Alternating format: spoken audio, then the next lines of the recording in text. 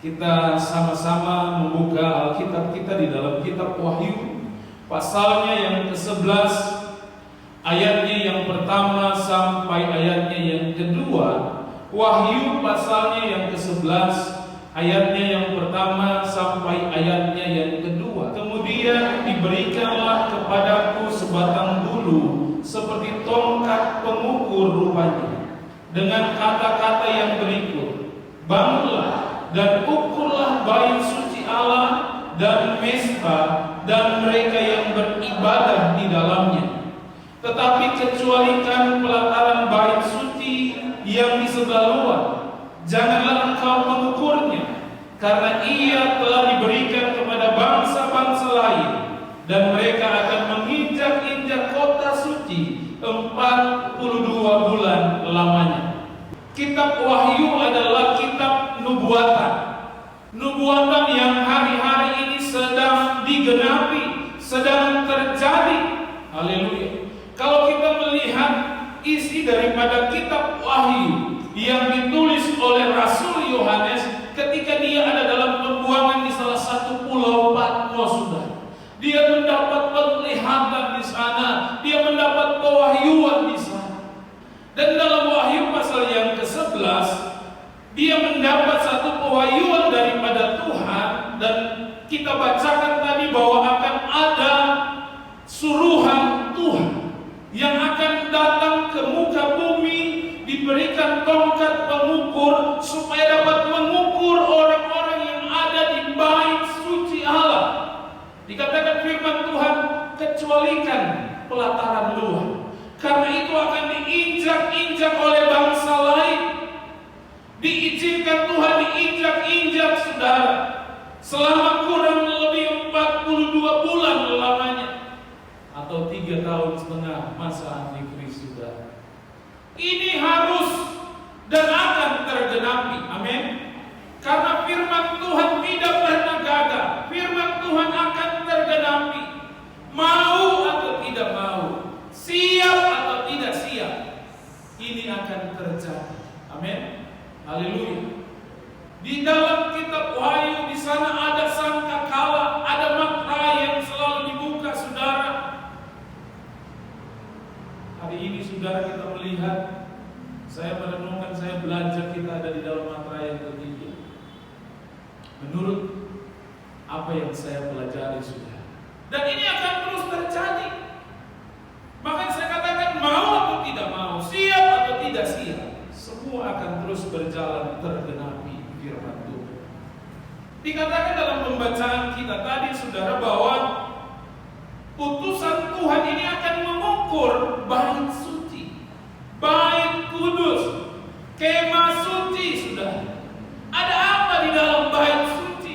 Ada apa di dalam kemah suci Allah, saudara?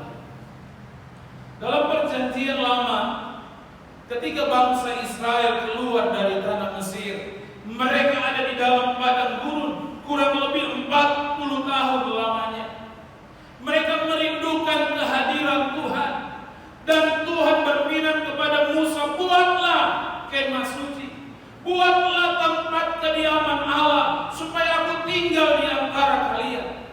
Maka dibuatlah sesuai dengan perintah Tuhan. Haleluya. Kemah suci, saudara, di sana ada 2 ruangan.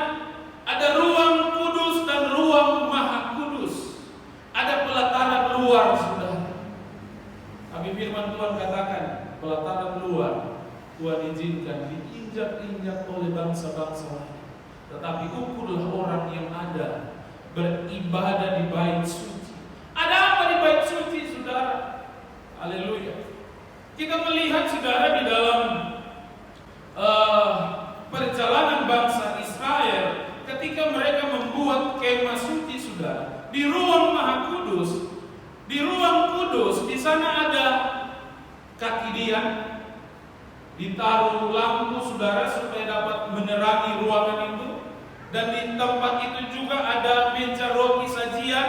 Di sana ada roti 2, saudara. Kalau saudara lihat peta tabernakel seperti itu. Dan di tempat kudus di sana ada mezbah dupa. Haleluya. Tentu barang-barang ini tidak kebetulan ada di tempat kudus. Haleluya. Pasti mempunyai makna yang luar biasa. Haleluya.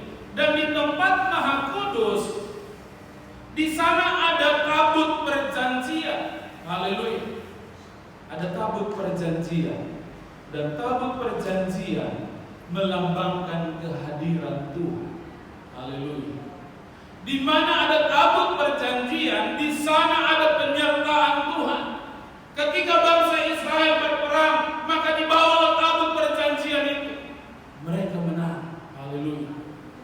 Ketika saudara tabut perjanjian itu ada di rumah Obed-Edom, dicatat dalam firman Tuhan, keluarga ini diberkati oleh Tuhan.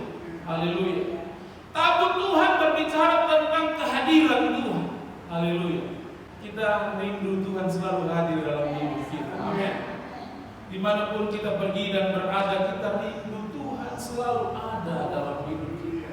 Tuhan selalu hadir dalam kehidupan kita. Terlebih di hari-hari ini, di masa-masa ini, saudara, di mana-mana orang berteriak. Haleluya. Ada kesulitan demi kesulitan. Dan kita percaya di mana ada kehadiran Tuhan, di sana ada kemenangan. Amin. Di mana ada kehadiran Tuhan, di sana ada berkat Allah tercurah dalam hidup setiap orang percaya. Saudara, tabut Tuhan, dia seperti kas, saudara, seperti kotak, dan di dalam kotak itu ada barang di sana. Ada 3 barang di dalam kotak tabut perjanjian. Haleluya. Yang pertama, di dalam tabut perjanjian itu ada 2 loh batu, di mana Musa naik ke Gunung Sinai untuk mengambil 2 loh batu yang ditulis sendiri oleh Allah. Di sana ada firman Tuhan, ada kehendak Tuhan. Kenapa 2 loh batu ini ada di dalam tabut perjanjian? Haleluya. Tabut perjanjian atau 2 loh batu yang ada di dalam tabut perjanjian menggambarkan, saudara, pemberontakan bangsa Israel terhadap firman Allah. Haleluya. Mereka berontak kepada Tuhan ketika ada di dalam padang gurun. Ini yang pertama, saudara. Dan yang kedua yang ada di dalam tabut perjanjian, di sana ada tongkat Musa yang bertunas. Saya katakan ini tidak secara kebetulan dia ada di dalam kotak itu, saudara. Kotak kudus, kotak suci. Amin. Ada tongkat Musa di sana yang bertunas. Ini berbicara, saudara, mengingatkan tentang pemberontakan bangsa Israel kepada kepemimpinan Musa. Haleluya. Mereka berontak kepada Musa dan Harun pada saat itu.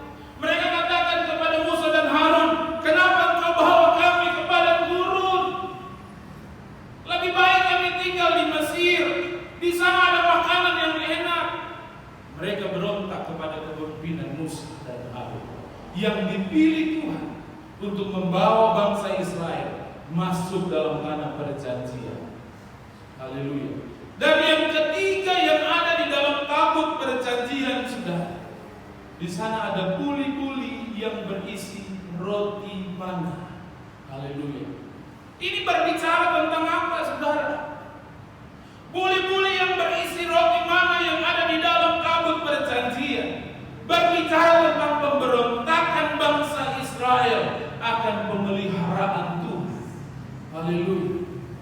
40 tahun mereka ada di padang gurun, tidak susah mencari makanan. Bangun pagi, saudara, mereka lihat ada roti mana, dan firman Tuhan katakan, kumpullah sesuai dengan kebutuhanmu. Ambil, makan, jadikan roti, saudara. Haleluya. Tapi apa yang terjadi?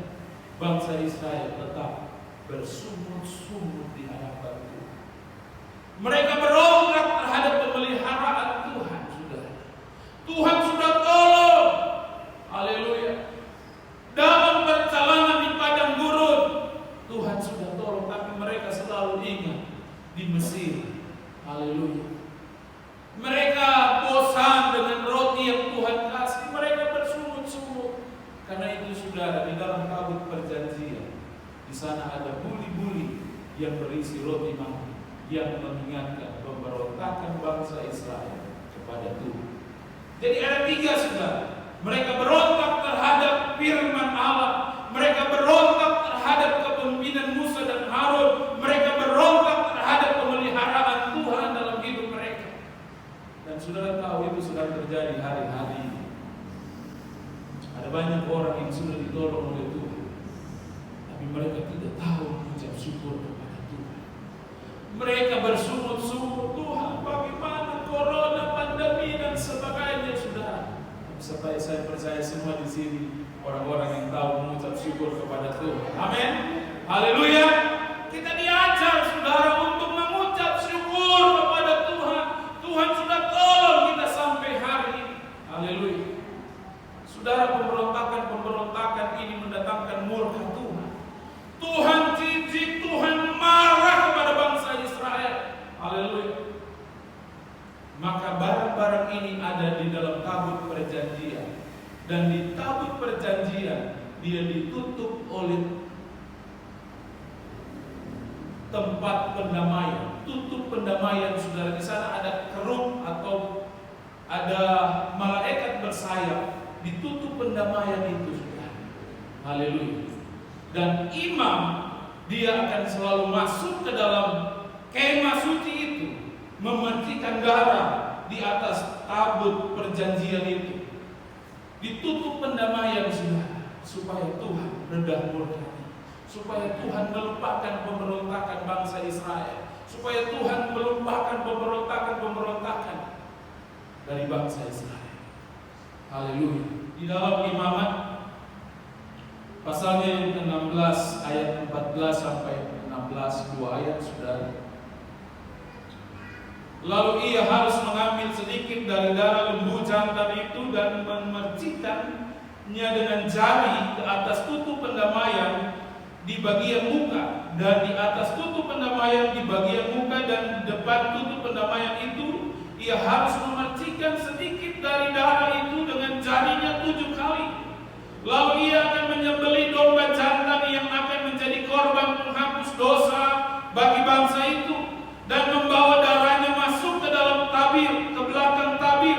Kemudian haruslah diperbuatnya dengan darah itu seperti yang diperbuatnya dengan darah lembu jantan, yakni ia harus memercikannya ke atas tutup pendamaian dan ke depan tutup pendamaian itu. Dengan demikian ia mengadakan pendamaian bagi tempat kudus itu karena segala kenajisan orang Israel dan karena segala pelanggaran mereka, apapun juga dosa mereka.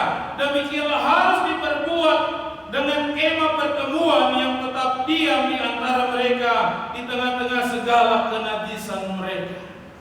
Haleluya. Imam harus masuk ke dalam kemah suci untuk memercikan darah lembu jantan, darah domba jantan di atas tutup pendamaian. Supaya apa, saudara? Supaya Tuhan tidak melihat pemberontakan yang ada di bangsa Israel. Haleluya. Supaya Tuhan tidak murka kepada bangsa Israel. Dan itu yang kita peringati di hari-hari kemarin, saudara. Digenapi oleh Tuhan Yesus, dia harus tergantung, darahnya harus tercurah, saudara, sebagai tutup pendamaian, supaya Tuhan tidak murka kepada manusia yang memberontak. Haleluya. Pemberontakan kepemimpinan, saudara, terjadi hari-hari ini bukan hanya di sekuler, saudara, sampai ke bidang rohani. Dalam kehidupan rohani, saudara, jadi tidak heran, saudara, kalau presiden didemo terus untuk turun karena krisis kepemimpinan. Haleluya. Berontak terhadap pemimpin. Dan itu terjadi di gereja, saudara. Terjadi dalam organisasi gereja. Banyak yang tidak puas, banyak yang kecewa dengan pemimpin. Haleluya. Ini pelanggaran yang Tuhan mendatangkan murka Tuhan. Karena itu firman Tuhan katakan, Yesus datang untuk menebus setiap umat manusia. Haleluya. Supaya Tuhan tidak murka dengan kehidupan kita, dengan segala kenajisan kita, saudara. Di sana ada tergantung Yesus di salib. Darahnya tercurah sekali untuk selama-lamanya untuk menebus setiap dosa umat manusia, untuk menebus setiap pelanggaran umat manusia. Saudara mungkin pernah nonton film The Passion of the Christ. Haleluya. Film ini menimbulkan kontroversi di bangsa Yahudi. Tokoh-tokoh bangsa Yahudi mereka protes kepada Mel Gibson. Kenapa bikin film ini? Karena apa saudara? Menunjukkan kekejaman orang Yahudi, menunjukkan kekejian orang Yahudi. Haleluya. Mereka kom sama Mel Gibson sebagai sutradara. Haleluya. Tapi saudara tahu, menurut penelitian Alkitab, tokoh-tokoh Alkitab, film The Passion of the Christ itu baru 40% dari kejadian nyata. Baru 40% dari kejadian nyata, saudara. Di dalam kitab Yesaya di sana dikatakan dia tidak serupa dengan manusia lagi. Amin. Dia hancur-hancuran, saudara, untuk menyatakan kasihnya, untuk menebus setiap dosa umat manusia. Haleluya. Betapa luar biasa kasih Tuhan dalam hidup kita. Amin. Haleluya. Sampai ketika dia ada di kayu salib, sudah tergantung. Ada satu perkataan yang sangat menyentuh, sudah. Dalam hubungan, mungkin hubungan dalam kekeluargaan, mungkin hubungan antara bapa dengan anak, sudah. Di tengah-tengah penderitaannya, dia berteriak, Eloi, Eloi, lama sabachthani. Tidak pernah terjadi dalam sejarah hidup Yesus selama pelayanan di mana bapaknya memalingkan mukanya, tidak mau melihat Yesus. Pada saat itu Yesus tergantung di kayu salib dengan dosa, umuran dosa manusia. Haleluya. Dalam kekudusan Bapa, dia tidak dapat melihat hal itu, saudara. Dia memalingkan mukanya. Haleluya. Dan anak berkata, Bapa, kenapa engkau tinggalkan aku? Ini satu perasaan yang luar biasa, saudara. Tapi ini harus digenapi untuk menyatakan kasih Tuhan yang hebat, kasih Tuhan yang luar biasa. Amin. Dia bangkit pada hari yang ketiga. Ada harapan untuk hari esok, ada jaminan untuk hari esok, saudara. Amin.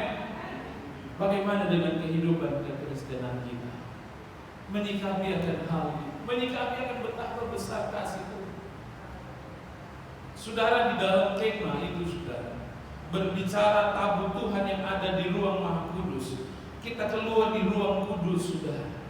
Di ruang kudus, di sana ada kaki dia, di sana ada meja roti sajian, di sana ada mezbah dupa. Itu yang akan diukur oleh Tuhan. Bagaimana kita dapat menikmati hadirat Tuhan, kehadiran Tuhan? Maka kita mulai dari ruang kudus. Haleluya. Kaki dia, saudara, berbicara tentang keterangan yang terang yang dianugerahkan lewat pengurapan Roh Kudus. Amin. Karena itu wajib setiap orang percaya, haleluya, untuk ada dalam pengurapan Roh Kudus. Amin. Haleluya. Untuk ada dalam pengurapan Roh Kudus. Karena firman Tuhan janjikan dia adalah penolong yang setia. Amin. Di saat kita terpuruk, di saat kita kecewa, di saat kita sedih, saudara, kalau hidup kita selalu berhubungan dengan Tuhan, ada Roh Kudus yang akan selalu menghibur kehidupan kita. Amin. Haleluya. Di tengah-tengah masa-masa sulit sekalipun, di sana ada kekuatan Roh Kudus. Kisah Rasul berkata, saudara, engkau akan menerima kuasa. Amin. Haleluya. Siapa yang mau suka kuasa? Tentu kita semua suka kuasa. Amin. Kuasa untuk apa? Bukan kuasa untuk menonjolkan diri, saudara. Bukan kuasa untuk gagah-gagahan. Haleluya. Tapi kuasa untuk menjadikan kita saksi. Amin. Bahwa kita punya Allah yang hebat, Allah yang luar biasa, Allah yang ajaib, Allah yang memelihara kehidupan kita sampai hari ini, menjadikan kita saksi, saudara. Amin.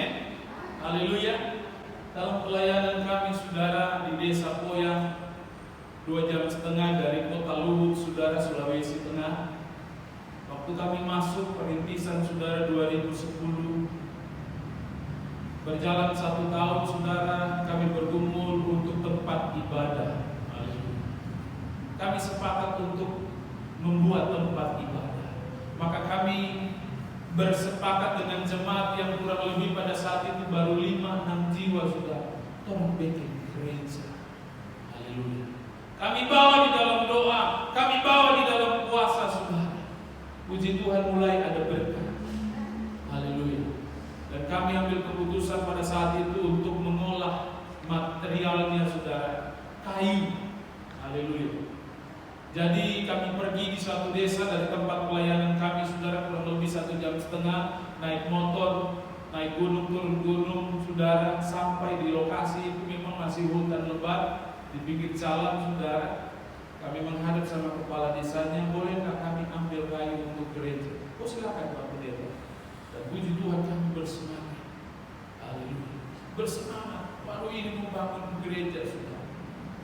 Kurang lebih kayu yang terkumpul itu, saudara, kurang lebih 3 kubik yang sudah mulai terkumpul. Kami butuh pada saat itu 5 kubik untuk bangun gereja, saudara. Kami bangun gereja 8 kali 12. Haleluya. Mungkin separuh dari tempat ini. Waktu selagi semangatnya, saudara, di 1 pagi dengan semangat Roh Kudus, saudara, kami berangkat. Habis sarapan, persediaan makanan untuk di sana, berangkatlah naik motor. Saya boncengan sama operatornya, saudara, operator sensor yang akan memotong kayu. Sampai di tempat di pinggir jalan parkir motor, kami naik ke gunung di mana kami olah itu kayu, saudara. Waktu kami naik sampai di kayu-kayu itu, saudara, saya kaget. Haleluya. Saya manusia, saya kaget, saudara. Karena apa? Kayu-kayu itu sudah di string lain, saudara. Saudara tahu string lain? Dalam garis polisi, saudara, dilingkar semua dan ditulis di situ, tidak boleh diganggu gugat dalam pengawasan polisi, illegal logging. Haleluya. Waduh, saya beli saat itu, saudara. Tuhan, ini untuk gereja. Di tengah-tengah kebingungan saya, saudara, sebagai manusia, saya bilang sama operator sensor, "Nah, pergi, kamu pergi ambil sensor, kita mau pulang saja." Karena dia habis olah kayu, saudara, dia tidak bawa pulang sensornya, dia sembunyi di bawah-bawah pohon, dia tutup dengan rumput, saudara. Pergilah dia ambil sensor. Dan saya berkesempatan untuk berdoa. Saya naik di atas kayu-kayu itu, saudara, saya berlutut di atas kayu-kayu itu. Doa saya pendek dan saya ingat sampai hari ini. Saya tumpang tangan di atas kayu-kayu itu, Tuhan, permuliakan nama-Mu atas masalah ini. Haleluya. Amin. Permuliakan nama-Mu atas masalah ini. Haleluya. Tidak panjang, saudara. Doa dalam kegentaran hati. Saya berdoa berpikir. Tidak berapa lama, saudara, tukang sensornya datang. Tidak bawa sensor. Dia bilang, "Pak, saya bersensor juga sudah tidak ada." Ternyata sensornya didapat oleh polisi. Orang bawa juga, saudara. Saya baca satu nama di atas kayu itu, Kapolpos namanya. Waduh. Saya tahu domisilinya. Saya bilang, "Mari orang turun. Pak udah dulu deh, Pak polisi." Ketemu, saudara, dia masih pakai pakaian dinas. Waduh. Waktu ketemu dengan tegas dia berkata, "Kamu yang begitu?" Walau kayu di atas. Saya bilang, "Iya, saya pendeta di desa Koya." Dia bilang, "Ini illegal logging, pelanggaran berat, hukumannya lama." Lalu dia takutin saya, saudara. Hukuman penjaranya lama, ini illegal logging. Saya bilang, "Pak, tolong, ini buat gereja." "Oh, enggak ada. Pokoknya ini illegal logging, saudara." Saudara tahu dari ujung apa? Ujung dari ini, saudara tahu? Orang bilang ujung-ujung duit, saudara. Dia mulai kasih tahu, harus bayar Kapolsek sekian, harus bayar orang yang lapor sekian, harus bayar masyarakat sekian. Saya hitung, saudara, uang yang dia sebutkan sudah melebihi daripada harga kain pada saat itu. Tapi saya sebagai hamba Tuhan, Tuhan, ini untuk bangun gereja. Akhirnya saya katakan, "Oke, saya mau pulang dulu." Saya pulang, Saya pamit pulang. Sampai di desa itu saya cerita dengan istri, dan akhirnya kami ambil keputusan dengan salah seorang jemaat, kita menghadap Kapolsek. Malam itu saudara saya cari Kapolsek, tapi tidak ada. Ternyata Kapolsek itu ada di tempatnya Kapolres. Mereka sedang acara. Mereka satu suku saudara, mereka acara di sana. Akhirnya besok pagi saudara, saya datang lagi ke Kapolsek. Ketemulah saya dengan Bapak Kapolsek yang saya renung-renungkan. Tuhan hanya kirim untuk masalah ini saudara. Hanya 6 bulan dia tugas saudara. Waktu dia ketemu dengan saya, dia tanya, ada apa itu? Saya bilang, saya pendeta dari desa Boya. Waktu dia dengar saya pendeta saudara, dia langsung merendah. Aduh, minta maaf Pak Pendeta, apa yang saya bisa bantu? Saya mulai ceritakan saudara, Pak, anggota Bapak di sana di desa ini saudara, Pak Kapolsek, dia tahan kayunya saya untuk gereja. Pak Kapolsek bilang begini, saya tadi malam ada di tempat dia. Kenapa dia tidak cerita masalah ini? Haleluya. Sudah ketahuan kan saudara? Padahal dia minta duit untuk Kapolsek. Tapi saya nggak mau bilang sama Kapolsek kalau dia minta uang. Dan Kapolsek bilang, Pak Pendeta, saya bikin surat. Waktu itu belum ada signal saudara, dia bikin surat. Kasih sama anggota saya, lepaskan itu kayu. Kalau Pak Pendeta mau cari kayu dekat-dekat sini saja, nggak usah terlalu jauh di sana. Ini ada kayu dekat-dekat sini. Haleluya. Saya tidak keluar 1 rupiah atas masalah. Nama Tuhan dipermuliakan. Amin. Ketika kita hidup dalam pengurapan Tuhan, hidup di jalan Tuhan, saudara, Tuhan ubahkan masalah jadi mujizat. Amin. Tuhan ubahkan masalah jadi berkat dalam hidup kita. Karena itu kita tidak perlu takut menjalani kehidupan ini. Walaupun situasi semakin sulit hari-hari ini, percaya firman Tuhan tidak akan pernah gagal. Amin. Haleluya. Kita ada dalam pengurapan kuasa Tuhan. Dan yang kedua yang ada di dalam bait kudus ini saudara, di sana ada meja roti sajian, berbicara tentang kuasa kebenaran firman Tuhan. Haleluya. Yesus berkata, akulah roti hidup. Amin. Haleluya. Artinya sudah, kita sebagai orang percaya di akhir zaman ini, mari jadikan firman Tuhan itu sebagai gaya hidup dalam kehidupan kita. Amin. Bukan hanya kita baca, bukan hanya kita dengar lewat khotbah. Hari-hari ini saudara buka Android, waduh, mau pilih khotbahnya siapa? Semua ada di sana saudara. Dari khotbah yang lucu-lucu sampai khotbah yang tegas-tegas, semua ada, tinggal pilih saudara. Tapi bukan hanya sampai kita dengar. Amin. Bukan hanya sampai kita baca, tetapi biarlah itu menjadi gaya hidup dalam kehidupan orang percaya, supaya kita masuk dalam ukuran Tuhan. Amin. Haleluya. Firman Tuhan menjadi kecintaan kita saudara. Anak kami Ros saudara, mulai umur 4 tahun, 3-4 tahun dia mulai bisa belajar baca saudara. Dia bangun besok tiap subuh. Walaupun kami harus tunggu dia baca mengeja saudara, kami tunggu saja. Hari ini udah lancar baca kita. Udah kelas 6, setahun ini udah SMP saudara. Haleluya. Kita harus jadikan firman Tuhan ini sebagai gaya hidup kita saudara. Praktekkan firman Tuhan. Amin. Haleluya. Praktekkan kuasa firman Tuhan. Tuhan berkata Yesus tidak pernah berubah dahulu, sekarang, bahkan sampai selama-lamanya. Amin. Haleluya. Ada seorang pendeta berkhotbah di televisi sudah, dia bilang begini, saya dengar sepintas selalu, zaman corona, pandemi, jemaat sudah susah, jemaat lagi berkumpul, jemaat lagi menderita. Ngapain pendeta ngajar berpuluhan? Haleluya. Dia sedang berlogika saudara. Haleluya. Dia tidak tahu ada kuasa di dalam kebenaran firman Tuhan. Haleluya. Kalau kita lihat ada satu kisah di dalam perjanjian lama saudara. di mana Nabi Elia ketika diutus Tuhan pergi ke Sarfat, Tuhan berfirman kepada Elia, pergilah ke Sarfat, di sana akan ada seorang janda yang akan menolong. Tetapi pada waktu Elia berjumpa dengan janda ini, saudara, dia berkata, buatkan aku roti. Tapi janda ini berkata, maaf Tuhanku, ini minyak tinggal sedikit, tepung tinggal sedikit. Kami akan olah hari ini, sesudah itu kami akan makan berdua dengan anak kami. Lalu apa saudara? Lalu mati. Karena saudara apa lagi? Saudara pernah mengalami ini? Tidak pernah, saudara. Betul?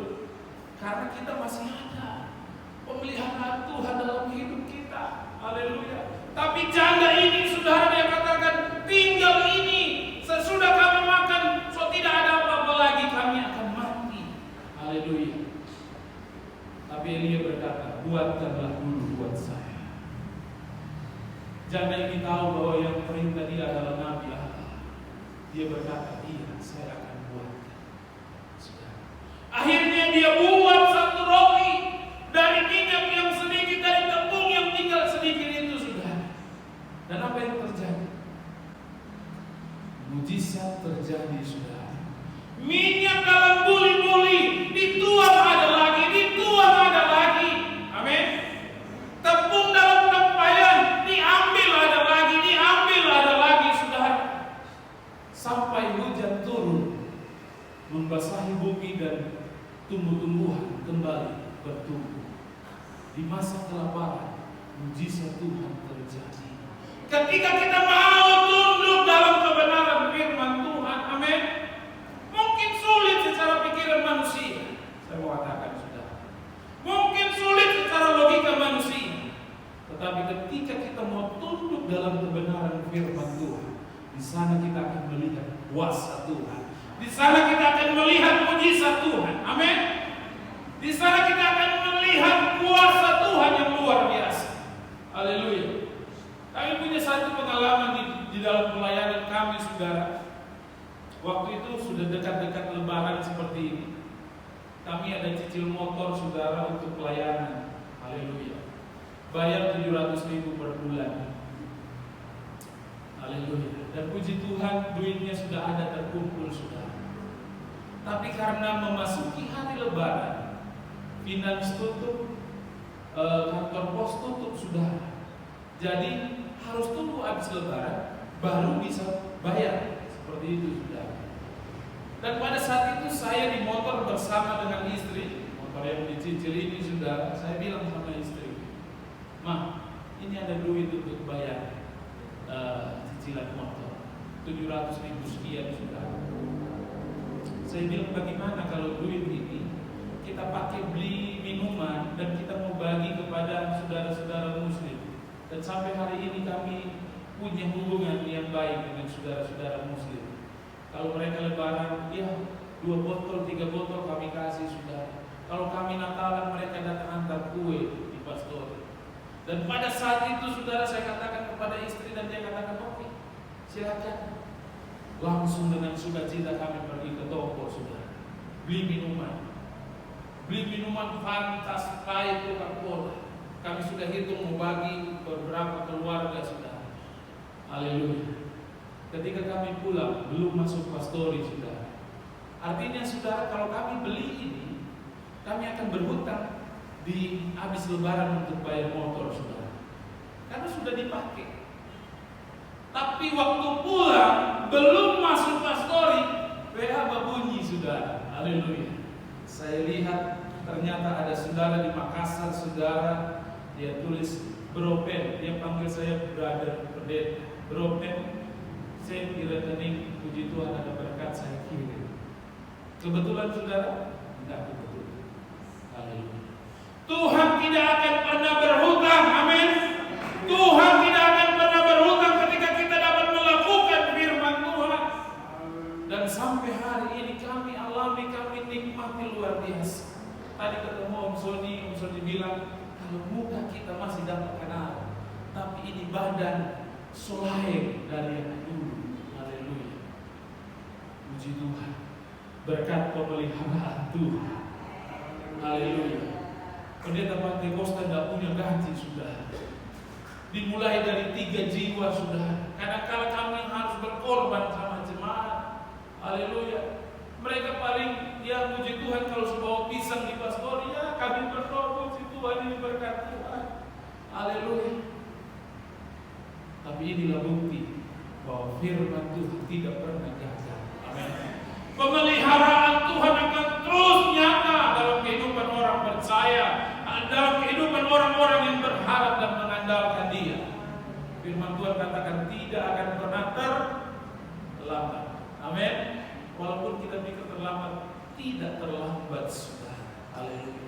Ketika kita berani melangkah, berbuat sesuai dengan kebenaran firman Tuhan, maka kita akan melihat di sana mujizat Tuhan. Mujizat demi mujizat demi mujizat kita alami di dalam Tuhan.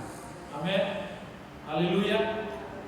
Di masa pandemi hari-hari ini yang sulit, firman Tuhan akan terus tergenapi. Amin. Kalau Tuhan bilang Dia berkati, Dia akan berkati. Tidak pusing kondisi apapun, tidak pusing situasi sulit apapun, firman Tuhan katakan aku berkati, maka aku akan berkati. Amin. Haleluya. Anak-anak muda, jangan putus harapan. Mungkin engkau melihat sana sini, waduh, pengurangan tenaga kerja, PHK di mana-mana, dirumahkan dan sebagainya. Bagaimana nasib saya ke depan? Saya mengatakan dari mimbar ini, optimis, lakukan firman Tuhan. Ada masa depan Tuhan jadikan rancanganku adalah rancangan penuh damai sejahtera untuk hari depan. Haleluya. Bagi setiap orang percaya, pegang ini sudah. Kita optimis hari depan kita ada di dalam tangan Tuhan. Amin. Dunia boleh sulit hari ini, tapi saya tidak percaya orang-orang yang melakukan firman Tuhan, dia akan diberkati, dipelihara oleh Tuhan. Saya kadang-kala di motor, saudara, kalau saya dari desa ke kota, saudara, kurang lebih 2,5 jam di motor saya nyanyi, Tuhan tidak pernah tinggalkan, Tuhan tidak pernah tinggalkan anak-anak yang dicintainya, Tuhan Yesus sertaku. Haleluya. Puji Tuhan. Dan kita alami bersama sampai hari ini. Kita ada hari ini semua karena anugerah Tuhan. Hidup dalam pengurapan Tuhan, hidup dalam kebenaran firman Allah. Haleluya. Dan yang ketiga terakhir, saudara, di sana ada mesbah dupa. Mesbah dupa, saudara, berbicara tentang doa, pujian, penyembahan kepada Tuhan. Imam harus masuk ke dalam ruang kudus, membubuhkan dupa supaya asapnya naik untuk menyenangkan hati Tuhan. Ini berbicara tentang kehidupan doa, amin. Kehidupan puji-pujian, penyembahan kepada Tuhan. Haleluya. Di tengah-tengah masa krisis sekalipun, tetap puji-pujian kita naikkan kepada Tuhan. Amin. Ada satu kisah di dalam firman Tuhan, saudara, kita melihat di dalam Mazmur pasalnya yang ke-34, ayat yang pertama dan kedua. Haleluya. Mazmur 34 ayat pertama mulai. Dari Daud pada waktu ia pura-pura tidak waras pikirannya di depan Abimelek sehingga ia diusir lalu pergi. Ayat yang kedua berkata, aku hendak memuji Tuhan pada segala waktu, puji-pujian padanya tetap di dalam mulutku. Saudara, peristiwa ini diperhadapkan kepada Raja Daud pada saat itu. Dia akan menghadapi Abimelek, seorang raja. Ada kegentaran, ada ketakutan manusiawi dalam kehidupannya, saudara. Sampai dia harus berlagak seperti orang gila. Dia menarik-narik kakinya dan membiarkan air liurnya jatuh di jenggotnya, saudara. Haleluya. Dalam kegentaran manusianya, saudara, dalam ketakutannya, dalam pergumulannya, saudara. Ayat yang kedua berkata, puji-pujian akan tetap ada di dalam mulut. Amin. Haleluya. Walaupun situasi sulit, pergumulan diperhadapkan, kita tetap memuji Tuhan. Amin. Jangan sampai ada sumut-sumut yang keluar, menyalahkan pemimpin, menyalahkan Tuhan, menyalahkan si ini dan siapapun, saudara. Tapi tetap puji-pujian yang keluar dari kehidupan kita. Saya percaya Tuhan disenangkan dengan ucapan syukur kita. Haleluya. Ini kuasa daripada doa, pujian, penyembahan kepada Tuhan. Dan firman Tuhan katakan, ukur mereka yang ibadah di dalamnya. Di sana ada pengurapan Roh Kudus. Di sana ada orang-orang yang melakukan firman Tuhan. Di sana ada doa, pujian, penyembahan. Maka masuklah ke Roh Kudus. Di sana Allah hadir. Amin. Haleluya. Maka dalam kehidupan kita sebagai orang percaya di hari-hari ini sudah tetap hidup dalam pengurapan Roh Kudus. Amin. Walaupun dunia hari-hari ini semakin rusak sudah. Teknologi berkembang. Bukan hanya yang baik, tapi ada hal-hal yang menjijikkan, ada hal-hal yang tidak baik sudah. Tapi kita harus jaga hidup kita dalam pengurapan Roh Kudus. Amin. Haleluya. Supaya Tuhan tetap hadir dalam hidup kita. Kita harus jaga hidup kita untuk terus setia melakukan kebenaran firman Tuhan. Walaupun sulit, kita tetap lakukan firman Tuhan. Karena di sana ada mujizat, ada penyertaan Tuhan, ada kehadiran Tuhan. Kita tetap bangun hubungan kita, doa kita kepada Tuhan. Puji-pujian kita tetap di dalam kehidupan ini. Kita dalam penyembahan kepada Tuhan. Saya percaya Allah hadir dalam kehidupan kita. Dia menyertai setiap kehidupan kita. Haleluya. Puji Tuhan, saudara-saudaraku yang dikasihi oleh Tuhan. Biarlah kebenaran firman Tuhan pada saat ini boleh terus memotivasi kehidupan kita sebagai orang-orang yang percaya kepada Tuhan untuk terus hidup dalam ukuran Tuhan. Kita tidak masuk dalam orang-orang yang diinjak-injak oleh bangsa-bangsa lain. Selama kurang lebih 3 tahun setengah saudara berbicara tentang bagaimana antikris berkuasa, tetapi kita masuk dalam ukuran Tuhan. Amin. Hidup yang selalu ada dalam pengurapan Roh Kudus. Hidup yang ada selalu dalam kebenaran firman Tuhan. Hidup yang selalu membangun hubungan dengan Tuhan lewat doa, pujian, penyembahan. Maka Allah hadir, dan saya mengatakan ketika Allah hadir dalam hidup kita, di sana ada kemenangan. Di sana ada berkat Allah, di sana ada mujizat Tuhan. Firman Tuhan berkata, masalah orang benar itu banyak. Amin. Bukan sedikit, banyak saudara. Hari-hari ini pula kita diperhadapkan dengan berbagai macam masalah. Tapi firman Tuhan tidak titik, dia hanya koma saudara. Tetapi Tuhan melepaskan semua. Bukan hanya setengah-setengah, bukan hanya seperempat, tapi Tuhan lepaskan semuanya.